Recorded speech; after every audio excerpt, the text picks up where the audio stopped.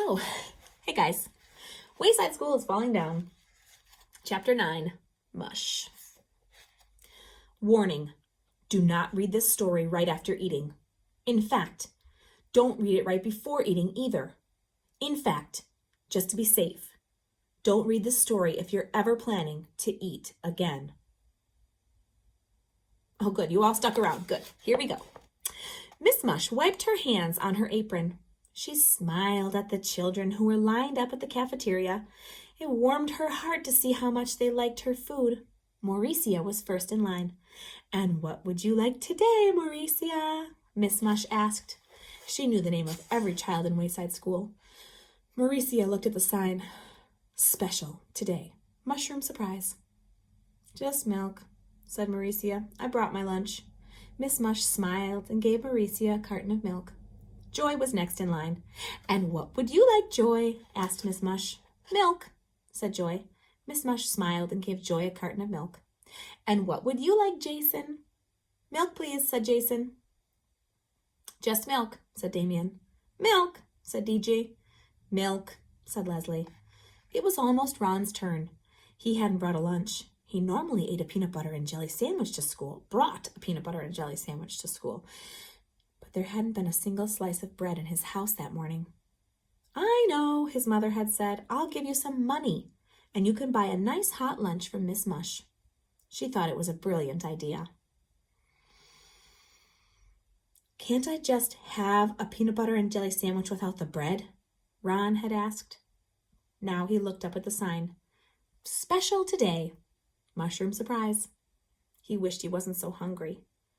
This was the 18th day in a row that the special was mushroom surprise. It was called mushroom surprise because it would have been a surprise if anybody had ever ordered it. No one ever did, except Louis, of course. That's why they'd had it for 18 days. There was always plenty left over. "Milk," said Terrence. "Milk," said Sherry. "Milk," said Calvin. "Milk, please," said Babe. "And what would you like today, Ron?" asked Miss Mush. Ron took a breath. "Mushroom surprise," he squeaked.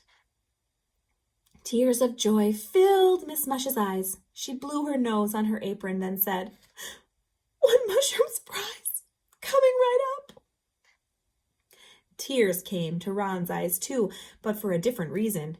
He looked at the mushroom surprise. It was sort of green. So was Ron. Miss Mush proudly dumped a lump of mushroom surprise on a paper plate and handed it to Ron. He put it on his tray, then pushed it over to the cash register where he paid for it. The news quickly spread around the cafeteria, then up and down the stairs and out to the playground. "Ron ordered mushroom surprise! Ron ordered mushroom surprise!"